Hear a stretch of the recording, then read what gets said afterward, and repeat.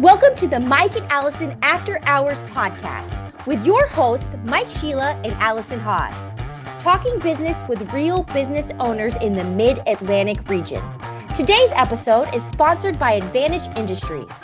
When you need business technology, get Advantage Industries to protect and promote your business. To learn more, go to www.getadvantage.com and schedule your first meeting to see if you qualify for a free network scan. Hello, everyone. Welcome to Mike and Alison After Hours. I am your host, mshelah, and with me on the mic is the always awesome, the always on point, Alison Haas. Alison, how the heck are you today? I am 1 week and 1 day from Thanksgiving, so I'm great. How are you? This is a different time of year, certainly from a sales perspective. This is probably the highest anxiety time of the year. Yep. Because unless you've been working with a client for the last 2 or 3 or 4 months, the likelihood of you selling something over the next 6 weeks is pretty low. You don't tend to develop. Every now and then you get lucky, right? Blind squirrel finds a nut, as the saying goes. Yep. But you don't tend to develop a whole lot of new business this time of year. And I can only imagine that the COVID thing is going to make things even more complicated because, hasn't done that already. Yep. Well, it's getting worse, right? I just talked to a peer this morning and he's like, I don't know if you saw Philly where he is, but we're shut down. So I'm like, oh, thank you for immediate perspective on life. And I'm going to enjoy my podcast this morning and talk about the reality and get to know people, which is, if you're really in this for the long game, then, it's okay. It's not ideal, right? But we're in a far better place and position than many. And I'm trying to keep that at the forefront of my mind. Yeah, and I love that. And what a great segue into our definition segment, because the next term that you were going to define, which I am a huge fan of, you and I could probably do just a show on this, but emotional intelligence. So talk to us about how that fits in from the HR perspective. And I'll give you a little bit of how it fits in the nerd world and then my own personal experiences with. Oh, but the nerd world sounds so much more fun. It's not. High EQ, right? The ability to recognize, assess, and manage your emotions as well as others. It's a must-have skill for the HR department, right? Because you're dealing with people and you have to recognize people for fundamentally who we are and how we're built, which is by emotions and feelings, right? And then from those emotions and feelings, we then behave in a certain way. And so for me, EQ is being able to assess the emotional aspect of someone's reaction and then take a pause and then deal accordingly, right? I know for me, when I'm reactive, it's because of an undercurrent of something I'm experiencing emotionally, right? And I think we should just talk about this all day, but we behave in a certain way because of what we're feeling and that projection. Not necessarily even with what's actually happening in reality. It could be a past event that's occurred that's now making me assume the worst or think way down the line about what something may happen and how it's going to make me feel. And when you're dealing with people, being able to recognize the humanity in all of us, the feelings part of all of us, one, helps you take things less personally. It helps you be poised. Right. So as salespeople, we get told no more often than yes. We get told, oh, I'm not interested, when they don't even know what they are or are not interested in. And so we have to be able to not only have armor and thick skin, but be able to emotionally navigate. Like, that's their job, to say no to us and to screen us out. So human to human, how can we engage on a different level? And I know that has served me a lot in my relationships from a business perspective. It helps me earn trust, but then it also helps me challenge them on the other side of that and be a better professional in their life. Yeah, this is such a close topic to my heart and my mind, About 5 years ago, I met this guy named Pete Kolash, and Pete's a good friend of mine. And I've spoken on stage with him a couple of times, and I've been a client of his for several workshops. So he's a high performance coach, and you hear that term and you go, ugh. Because, I mean, frankly, unless you're Tony Robbins or somebody in that ilk, there's 10,000 people out there claiming to be a performance coach. And Pete is substantially younger than me. I think he's 31 or 32 now, and he won't mind me saying that. But Pete was the first person I ever met that I was like, wow, this guy gets the world. We meet a lot of pretenders. We don't meet a whole lot of genuinely authentic people, and Pete was one of them. And I was taking one of his classes, and I found this book, and I'll put it in the show notes because I can't remember the name of the author, and I can't remember the name of the book. But the premise of it was a female comedian from London who discovered that she was bipolar and decided to put herself through the master's degree in psychology at Oxford to figure out what was wrong with her, quote unquote. Wow. And I remember reading that book, and I came to one of my Pete meetings, as they were affectionately referred to, and I had the book, and I was so excited. I'm like, I figured it out. And he's like, you figured what out? I'm like, this is my problem. And he goes, what do you mean? And it was all largely what you just said, that there are facts in the world, and every single piece of information that we take in comes in through a filter that we have created over our lives. Yes. And that filter is constantly adapting, and the things that we will pull in as relevant and irrelevant it's unique to each and every person, even people that are similarly aligned. Yep. You're going to see certain things differently, and that doesn't make them good or bad. It makes them different. And that's one of the precepts of emotional intelligence is it's different. It's not right or wrong. And that got me on this kick. And so, like I've said to you many times, I'm a huge fan of 7 Habits of Highly Effective People by Dr. Stephen Covey, and Emotional Intelligence 2.0. Fantastic book. I ended up speaking on that. I was invited to this event for the Virginia Parks and Recreation Society, and the woman that was booking me had booked me for one of my LinkedIn sessions and says, what else can you talk about? I said, well, I don't know. I just finished reading this book called Emotional Intelligence 2.0. And she said, I read that too. I loved it. Why don't you talk about that? I was like, okay. So okay. I ended up creating a presentation about it, and the audience loved it. And that really became a big focus of mine. So I read works by the Dalai Lama, and I read works by Ekman and Goleman, so the gurus of the emotional intelligence world.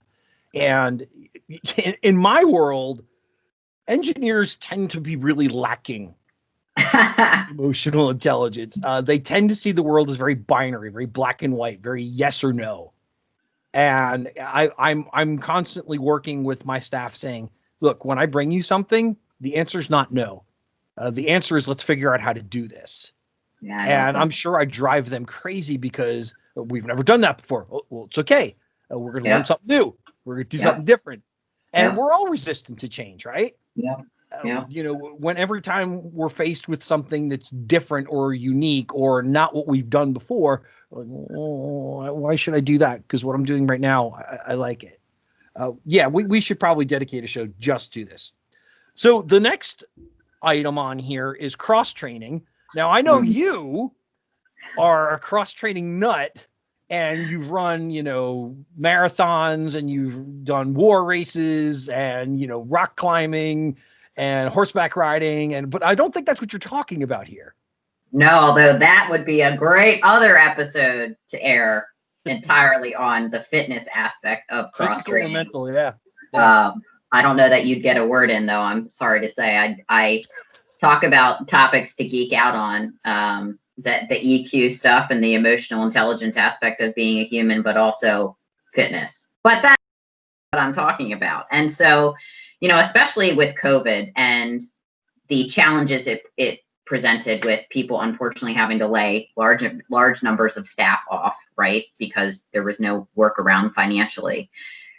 There then were gaps, right, in the employee base where if you have to let the one person go and they're the only one that knows how to do something, somebody's got to figure out how to do that one thing. And so cross training in this sense is having an adaptable employee base and culture so that people can wear different hats without being overwhelmed, but have the ability to, execute specific tasks that another person could do also, so that when someone is off or not there or not available, the whole ship doesn't sink, right? And learning how to do more than one job well makes you professionally rounded, right? Just like you and I as salespeople, we've got to be able to speak intelligibly, write with good grammar, right? And professionally respond, right? So back to EQ already, and have a broad base of basic business acumen, even if it's not necessarily our industry, and having the ability to sit in the seat with our business leaders on the other side of the table so that we can understand what it is that maybe their goals are strategically. Yeah, and I think I brought this term up before, but at our company, and we stole this from a book, we didn't create it, but we have a phrase called GWC, which is gets it, wants it, and capable of it. And we look to hire that in people. If you don't have the deepest experience in technology, we're okay with that. We want people that get it and want and are capable of it. And yeah, the cross training does go back to the emotional intelligence and being able to step out of your box and having different muscles that are strong, right? Because I talk to my boss all the time and he'll ask me to do something. And I'll say, look, I'm not particularly comfortable doing this, but since you're asking me, I will do it. And I don't say that as because you're my boss, but it matters to him. And so I enter data and I do reports that really matter to him that literally have no impact on my day-to-day other than they take up my time. But that's important, right?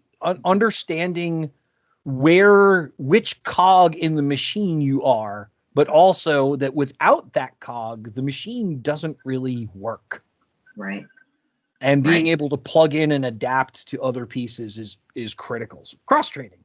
Now, succession planning, this is an interesting one. And I can't wait to hear, because again, it relates to technology, it relates to cybersecurity as well. So, talk to us a little bit about succession planning from an HR perspective. Then that's a great follow-up to the former, right? Because a lot of people think of that probably as outsourcing the next hire and finding someone to replace the C-suite from outside. And this is more about identifying long-range needs from internal talent, and creating a plan to groom someone from below, so to speak. Mm-hmm. And this is important also when you're onboarding new talent and creating a growth track for them, letting them know that there is opportunity within the organization to continue movement forward. And it doesn't necessarily have to come with immediate titles and that kind of instant gratification, but being able to identify people that are a fit culturally, who share the same vision, who have a great work ethic. Maybe they lack management skills because they've never managed before, or that communication style that EQ demands. And so it's developing a long-range plan to help groom people internally to fit those bigger shoes later down the road. Yeah, and I had somewhat of a succession planning conversation with a potential client just a few days ago. I've been working on getting him to sign on with us for several months, and he's had several hurdles in the way. And he called me the other day and said, look, I just want to let you know, we're being looked at by a couple of venture capitalists, and that has slowed down our process. And I said, hey, I completely understand that. And from a technology standpoint, having that plan, what's better for somebody making an investment in your company or thinking about buying your company to know, hey, from a technology perspective, we are in alignment. We are set up we have a plan put in place that is going to anticipate equipment refreshes, software updates, staffing, so that this can be as seamless as possible. And that's the thing. When you talk about succession planning, people say, well, what do I care? My son's going to take over the business. Right. Until your son decides that he really wants to own his own construction company and move to Idaho. Right? Yeah. Yeah. So yeah. It's about making the process as seamless as possible. And in my industry, we call that road mapping, but it's very much in alignment with your succession planning one.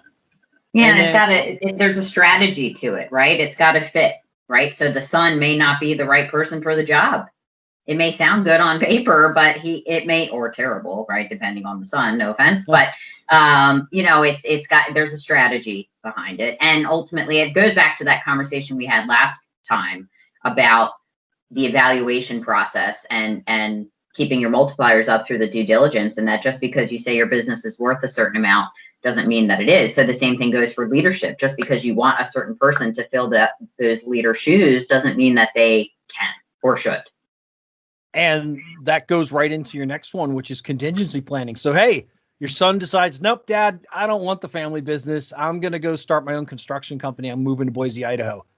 Good luck. See ya. What now? Right? Yeah.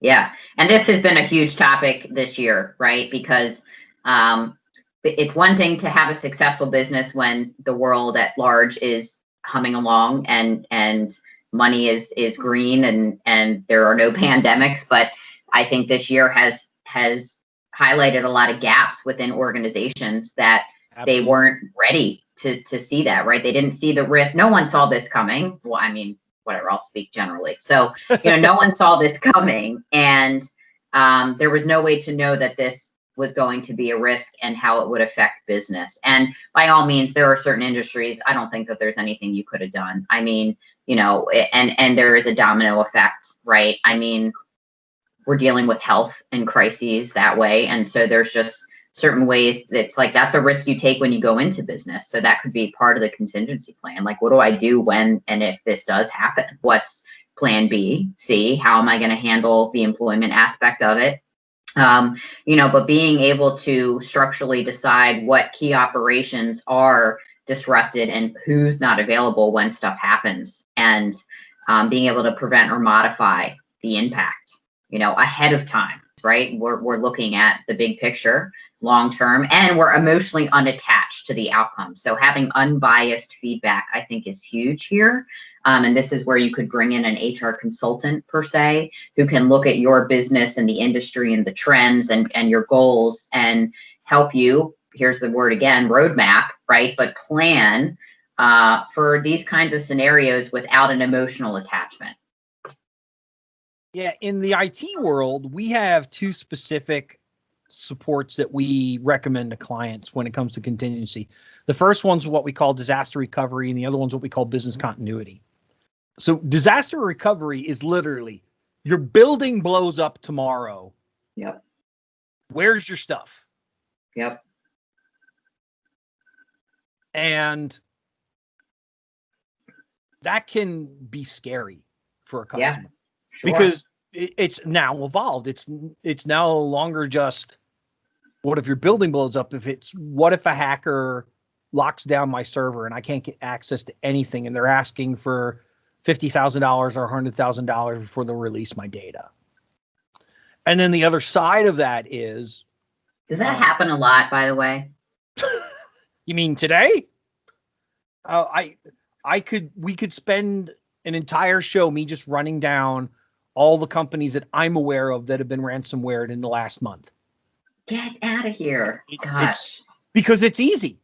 Yeah. Because so many companies are not doing the basics to protect themselves. Right.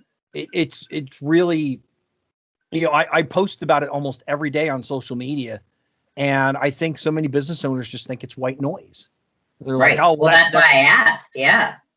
Yeah. I mean, it is a long list of companies. It's a daily occurrence because it's fast money for the criminals. It really is. Wow. And then on the other side of that is business continuity. So COVID is a great example. When COVID hit, nobody was really prepared for going 90% virtual or 100% virtual. Right. So having a plan from a technology standpoint, how do we do this? Yep. How do we make sure that we have access to the key things that keep driving revenue for our business? Yep. How accounting, our client database, invoicing, quoting, things that generate the money and keep you moving forward. And for every company, that list of priorities is going to be a little different. Sure. Yeah, we on the one hand, yes, we all have to continue making money, but there are other key pieces depending on what industry you're in that I must have access to this. Because there are some things that if you didn't have access to them for a day or a week or a month, that's inconvenient. Sure. It's annoying, but it won't stop you. But there's probably a dozen things for each business that if you didn't have access to them for more than a couple hours, you would be in real trouble. Yep. And we talk about that. When we talk business continuity, we recommend to every business, you need to have 2 internet connections at your office. You do. Yep. And now that we are virtual, anybody that had all of their data sitting on a server in their office really need those 2 connections, because if anything goes wrong to your main connection, your staff cannot work. Yeah. So it really has evolved and become really excitingly complicated for the business world. And the word that's coming to mind for me is pivot, right? The ability to pivot when things don't go as planned, right? So it's going to happen eventually. So what do you do? And I'm thinking to what we did as an organization, because we're largely face to face, right? In person, paper, binders, proposals, boots on the ground. And there are offices, no one has been to the office since March, right? I've been to mine because I'm only 10 minutes away. And then, we were allowed to go back, but everything had to be put online, right? And then, how do you deal with that? And what's your talk track going to be now? What presentation materials that are no longer printable are you going to use and reference? So yeah, it's a real thing. And this year has really shown that the imperative need for it. Yeah. And that's probably a good place for us to wrap up your segment. Pivot is a great word. And we've seen, I was on a call with a client earlier, late last week. I had met him right before COVID, and he is working with a competitor of mine. And I happen to know the competitor really well. In a previous life, they were a business partner of mine. So I knew his point of contact really well. I was like, he's a fantastic guy. I love working with him. You're in good hands. And he said, yeah, well, outside of him, the company's not so hot. We're like, oh, okay, so maybe there's an opportunity for us to work together. And COVID hit and nothing happened. Right. And I reached out to him a couple weeks ago and said, hey, let's revisit. Let's see where things are. The other things we can help with. And he's like, absolutely. And we set the meeting up. And I said, last time we talked, you had said that things were like a 7 out of a 10. He goes, no, they're like a 4 out of 10 now. My competition didn't pivot. And this is now presenting a huge opportunity for us. But I am very excited to announce that our guest, Lauren, has just logged in. So I'm going to let her into the show, and we're going to get things ripping. Hey, Lauren. Hello. How are you? Welcome to Mike and Allison After Hours. So good to see you. It has been forever.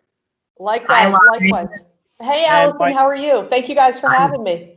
Oh, it's going to be so fun. I heard nothing but awesome things about you, so I'm excited to learn more here. Thanks for joining us. Absolutely. Yeah, so I gave the audience and Allison a little bit of background. Lauren, you had actually seen me speak and then sought me out afterwards, and we met for coffee at Wegmans. I'm an unabashed Wegmans nerd when it comes to meeting places and coffee. Again, pre-COVID, which I was at Wegmans probably 4 or 5 times a week meeting people. Lauren and I connected. I got to work with her staff, which was a lot of fun. And Lauren has her own podcast, which hopefully she'll talk to us about a little bit. And I was telling Allison, it's very similar to ours. You talk to incredibly successful women that have started their own businesses and how they got to where they are and what they're doing. But let's give everybody sort of the formal treatment. So Lauren Asghari is the founder and managing director of Alderson Loop. And Alderson Loop is a forward-thinking provider of IT, marketing, and creative talent, working with select companies and government organizations to help them achieve and exceed their business goals. So again, Lauren, welcome to the show. So here's how it's going to go. I'm going to run through the who, what, where, when, why, how segment with you for the next few minutes. And then Allison's going to talk to you about the leadership stuff. And I'm going to skip who for a moment. I'm going to go right to what, because I saw on your website that you define what an Alderson loop is. And all the time I've known you, I've never asked, what does Alderson loop mean? So why don't you start there and tell us? Sure. So Alderson loop it's a niche programming term where there's an exit out of a program, but it's not obvious to the user. So you end up theoretically getting caught in this loop. So, my business partner had heard it in a meeting, had mentioned it, said, what do you think of this idea for a company? And I loved it. It's unique. And the way that it kind of applies itself to our business is we're in recruiting and project staffing, right? So if you put yourself in the candidate or the hiring manager seat where you feel like you're constantly going through a loop of resumes, a loop of candidates, not finding the right person, we're your exit to that loop. So that was kind of the driving force behind it, and then the fact that the domain was available, and when you Google it, we're the first thing that pops up was the icing on the cake. Yeah, starting with the letter A. Remember when the yellow pages mattered and being alphabetically first really was important? My, how the world has changed. So give us some of the who, Lauren, because I know that you started this company a few years ago, but you've been in the industry quite some time now. You did it for others, and then you said, I can do this myself better, basically. Yeah, so I'll give a little bit of context, and this might bleed into some of the why for my personal story. But awesome. So I've been primarily in project staffing my entire career in different variations, and I started Alderson Loop 7 years ago, actually 7 years this December. And really on the heels of more of a personal situation. So I understood staffing. Most of my career was there. My husband and I got pregnant with our first daughter. And really at the time, just logistically, I was working, 8 to 6:30 pretty consistently with a 45-minute commute on either side. And being able to see my daughter was really the crux of what I didn't feel prepared to sacrifice that, but I didn't want to dial back any of my personal ambition. So that was really kind of the tipping point. 7 years ago, remote work, and certainly COVID has even sped this up more, was not nearly as prevalent as it is today. And in the company where I was, fantastic company. I had a great experience there. I was there for nearly a little over 10 years. But working from home was not really an option. So I saw my options as starting a business or starting a new job for somebody else that was closer to my home.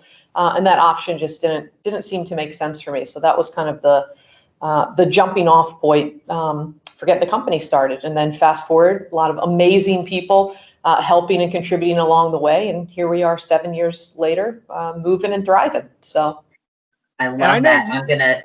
Sorry, Mike. I'm just going to jump in. One of my very dearest best friends just had a baby in May this year, and she's a recruiter, and she is literally in the crux of what you just described right now with time and being able to see her son, and for the first time wants to be available and outside of work, right? She's internally driven, she's motivated, and I am going to share your story with her. Because she hasn't said I want to do my own thing, but she certainly has said other things. And just tell her to listen to the podcast. Oh, fine. Right? Or my mind isn't there yet. Or if she's looking for a job with a female founder who understands what she's going through, tell her to call me. Oh my God, even better. I'll do both, Mike. Okay. Wonderful. Yeah. And Lauren, you just touched on a subject that people don't like to always talk about. The difference between male and female leadership. And I was with a company for several years.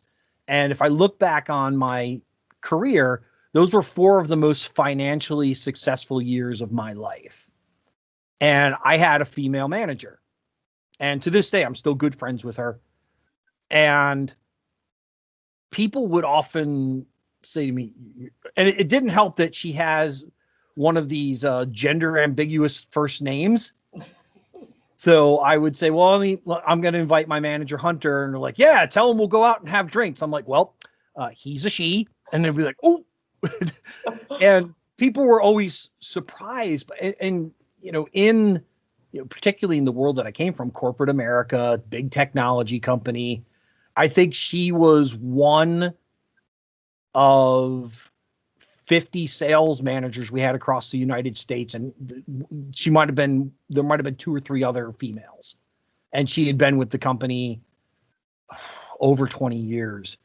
And my favorite thing about her, and Alison and I talked about this in the last segment, is it didn't matter who her boss was. Her emotional intelligence was so high that she could weather almost any storm. And that's what I appreciated about her, is her ability to shield me from the corporate BS and just allow me to do my job. And just the little bit of time that I've engaged with you and your team, I've gotten that sense from you that you're very enabling. You're a mentor first. So talk to us a little bit about the practicals of Alderson Loop. I know you're located in Sykesville, Maryland, yay, Carroll County. But where do you serve? Are you local? Are you regional? Are you national? Where have you picked as your place to serve? So we are, as you mentioned, based in Carroll County. We actually moved offices throughout during COVID. So there's nobody in our office. Everybody's working from home, but we're in the Warfield complex of Carroll County. We serve primarily, most of our client base right now is Baltimore Metro, but we serve Baltimore Metro, DC. We're expanding pretty heavily into the DC market, and then a couple of other pockets throughout the country.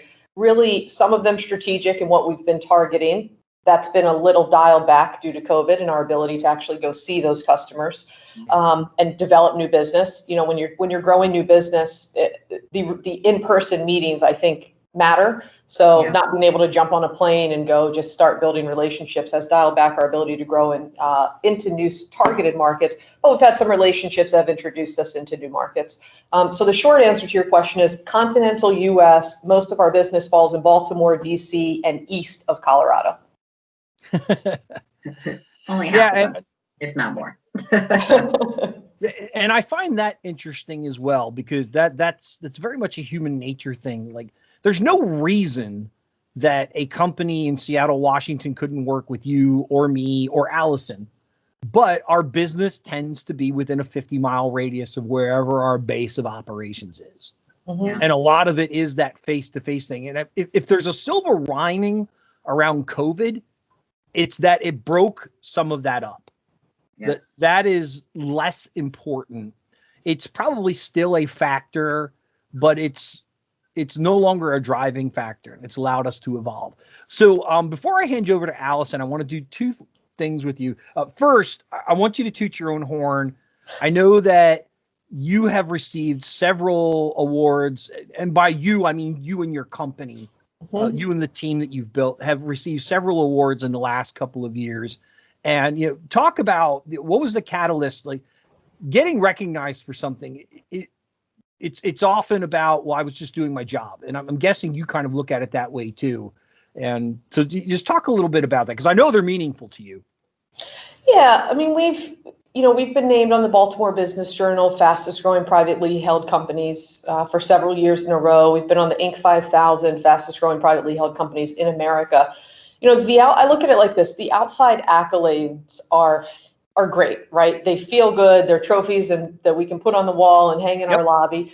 But at the end of the day, what we're really trying to do here is build something meaningful and build something special with people that have a common purpose and common values. So I really look at the outside accolades as all of that stuff kind of just coming together and it being shown up at the bottom line, right? It shows up in the revenue, but it's really the foundational purpose and values and putting in the work that I really get more of the excitement from. The trophies are great, but I think those are secondary to the actual process of what we're trying to do here.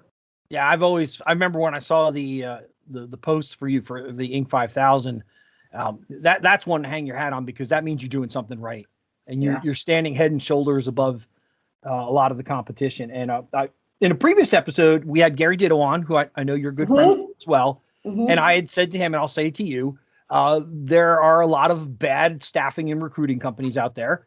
You and Gary are a couple of the good ones. Thank you. And, when you are good at your job, you appreciate the people that are also good at your job. And you also recognize that the people that are bad at your job make it 10 times harder for you. So the rewards are that much greater. So we're going to do this in the middle of the show, which is a little unique, but I try to be a little unique when I can.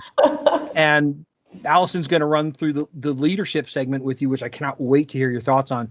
But let's say somebody would like to work with you. They either want you to find that right person for them, or maybe there's somebody in the job market that has skills that you could bring to one of your clients.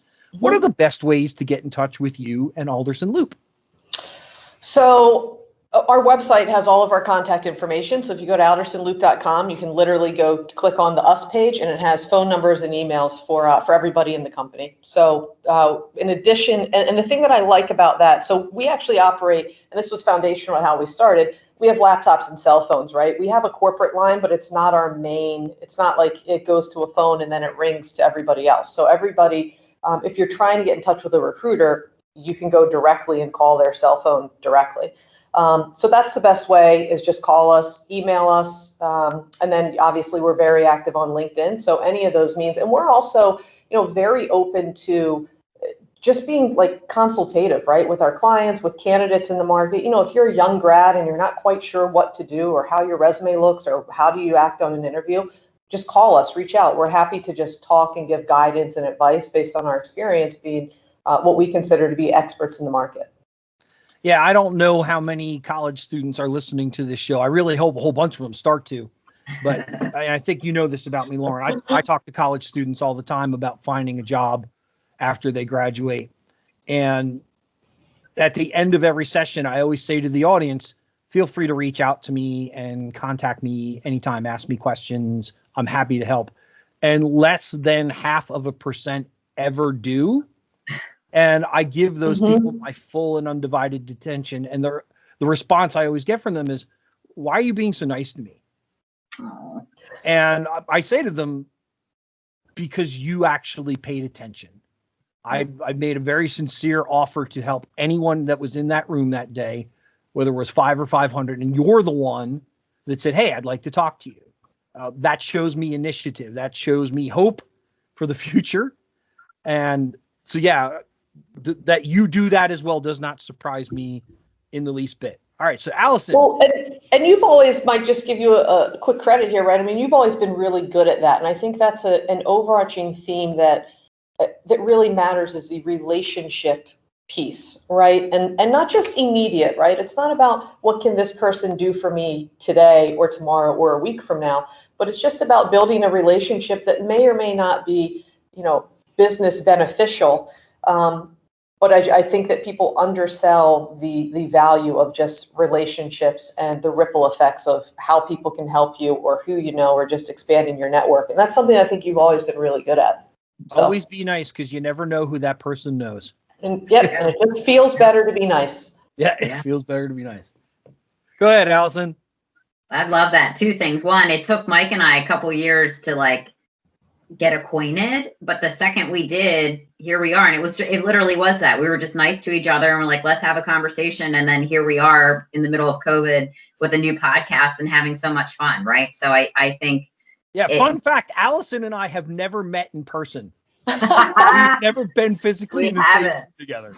Yeah, no, but I consider you a great friend now, Mike. And I just, thank you, COVID. Right. So, anyway, Lauren, I've loved this so far. Thank you. And I'm trying to respectfully take notes on the side, and remember to text my friend after the podcast about you, and not during. So, I also loved about the accessibility that you offer your audience, whether it's a candidate or a prospect or whatever, because I know something for me as a salesperson trying to introduce myself to people when they're hard to get a hold of, I just don't get the idea that they want to do business or are open to new relationships, right? And I understand people are busy, right? They don't want to be bothered, but I also think you never know who's trying to bother you, and it might be a bother that you actually want. So I appreciate you being accessible, right? And letting people know that you're here to help and what have you. So thank you for that. So we already learned how you got started. Prior to that, here's the jumping off point. Work for someone else or do my own thing. Did you ever have any tug to do your own thing, or anybody in your life that kind of inspired you to do that? Honestly, no. I was perfectly, I always knew, I always knew that I liked the, what it's called the leadership aspect, or it's a combination of things, right? Leadership, problem solving, and I wanted to be in the room or have a voice or be part of the conversations when in business, right? And when decisions were being made about company direction or departmental direction. So that was always very important to me. I was never somebody to sit on the sidelines and watch something happen, right? If it's 2 seconds left in the game, I played basketball in college, so this is my analogy, right? If there's 2 seconds left in the game, like I want the ball.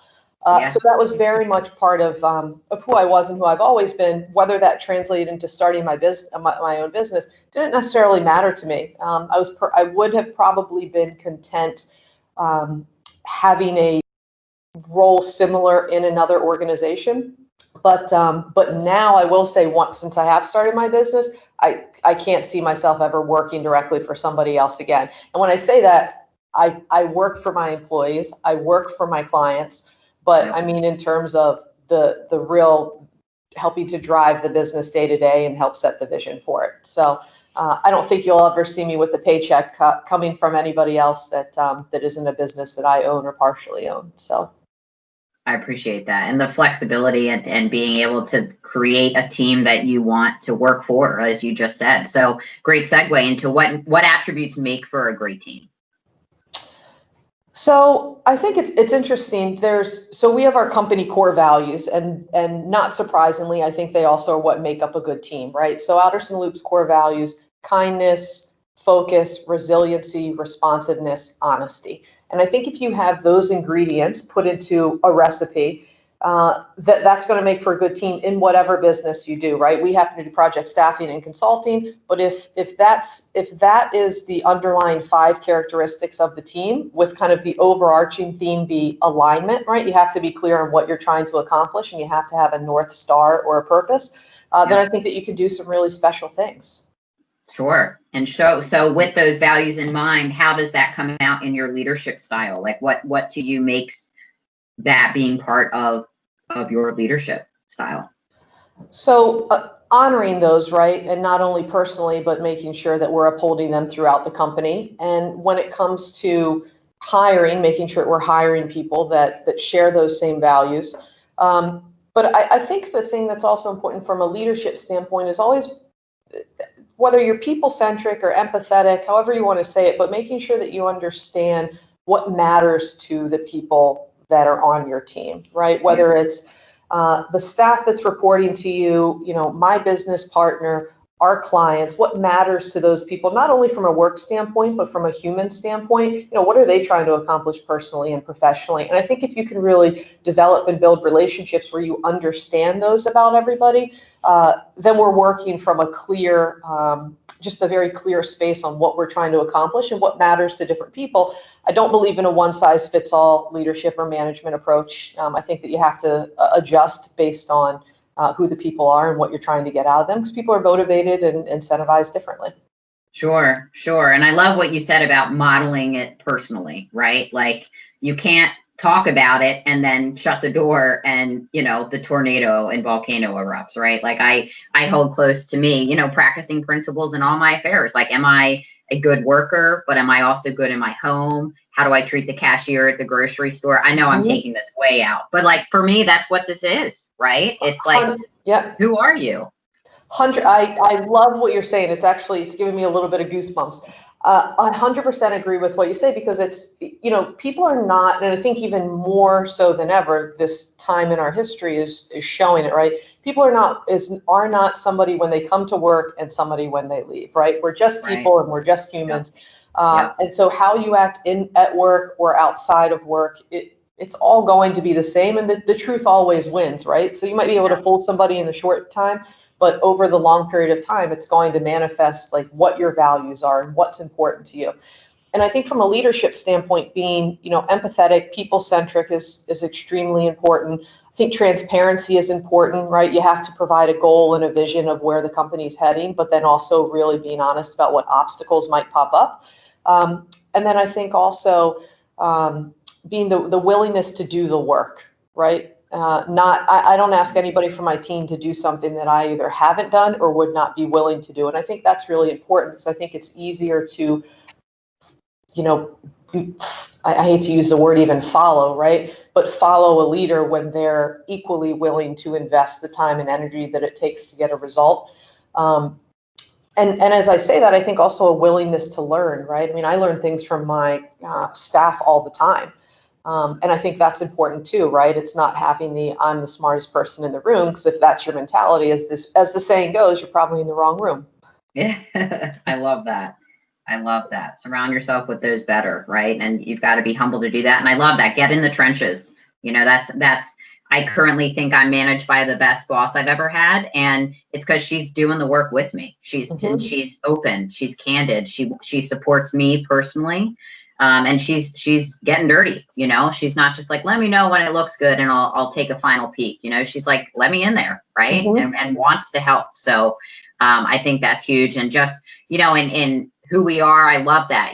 People are no longer an employee and then a family member, right? Like at any moment, my dogs may come in here, somebody's kid may run across the screen, right? Like that, and it's okay, it's okay. It's like, great, let me into your life a little bit, and disarm one another. And honestly, that's your brand, right? And you are your walking business card at all times. So like, what are you putting out there? And even if you're not a business owner, like Mike and I, right? Like, we are our own brand. Do I leave an impression that people are like, I would never call her for anything other than what we just talked about, or never at all, right? So I love that. We could obviously talk about that for a long time. So I appreciate that. Hardest moment. We're going to just jump right in. Hardest moment since you've gotten started 7 years ago, and congratulations in almost, a couple weeks, 7 years. Thank you. I appreciate that. Hardest moment. It's interesting because, I feel like I look back and there's nothing, I know this is not true. There's nothing jumping out as like, that was super painful. I know in the moment that's probably not how I felt going back over the years.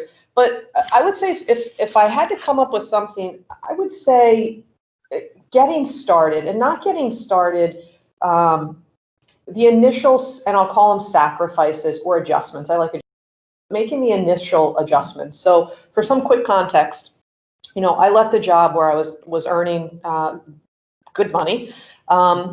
We had a 3-month-old at the time, or 4-month-old at the time that I started the business. And my husband and I had the conversation prior to me starting Alderson Loop. Hey, we don't want to dip into our savings, right? So we had lost a significant amount of our household income, and resorting back to, I don't coupon shop normally, but I was coupon shopping, right? I wasn't getting, a manicure or whatever the little things that we would have previously done and I'm not going to say money was never an object, because it was never a second thought prior to me starting Alderson Loop. But I'll say this, we lived pretty humbly, and we did not want for much, right, prior to starting the company. And then once starting the business, there were major personal adjustments that needed to be made. And I don't know if that was, looking back, that was one of the best things that could have happened, because you realize super quickly what actually matters and what you actually need. And I would say that just adjustment of, oh wait, I've got to check the bank account before we go do something, right? I mean, that was the reality, and that was something that we hadn't necessarily experienced since much earlier in our career. So that was not only humbling, but also just forever will stick with me, because it left the the monetary fear of doing anything. I don't have that anymore. So a long-winded answer to your question, but that was probably the hardest piece, is making those adjustments early on. I don't think that was long-winded at all. I think that was perfect. And I think that's just real. That's reality, right? We don't often talk about those little details, right? Mm-hmm. And I kind of have done the opposite. I had my own business for 8 years, and then I ventured into corporate, and I'm like, I think I'm here to stay. I don't really want to be like the end of the line, talk to my boss person ever again. Mm-hmm. But same thing, right? You get used to a certain level of income where, okay, I'm not going to Paris in my jet, but I'm certainly okay. And then you have to think about things and check the bank account first and Mm-hmm. do without, right? And once you are able to do that and you realize, I really have always been okay. And I this is what I heard when you said I don't have a hardest moment, life is lived forward and then understood backward, right? And for me, it's like I've always truly been okay. So like for all of 2020 and its glory, it's like most of us has probably always ultimately been okay. Maybe not the best we've ever wanted to be or felt, at our highest, but at the end of the day, we've always been okay. So that's what I heard from you. Yeah, perspective, right? I mean, I literally wake up every day and I feel for all the people that have been personally affected by the pandemic. Yeah. I'm fortunate to not have been one of them, knock on wood. But I literally wake up every day and, my family's healthy, my kids are healthy. I'm going to work with people that I like building something with. Okay, great, right?